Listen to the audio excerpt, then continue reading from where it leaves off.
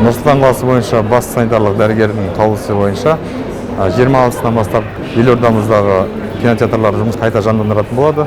Сондықтан біз мобильді группамен санитарлық дәрігерлермен бірге осы кинотеатрлардың жұмыс дайындығын барысын қарап шықтық.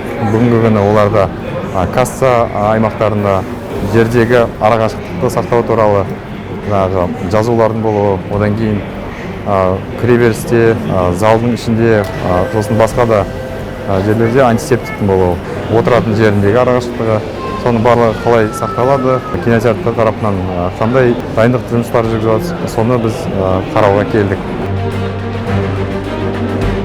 Билет дәл сатқан жоқпыз әлі. Бізде қазір келіп мобильдік группа келіп көріп кетеді ғой. Содан өзі бізге рұқсат бергеннен кейін біз уже сатуды, билет, киноларды қойып, уже репертуар жасап, уже сата бастаймыз. Әр сеанстан кейін обработка болады, кинозалдардың бәрін сүртіп, залалсыздандыру нелердің жұмыстары, шаралар жүргізіледі.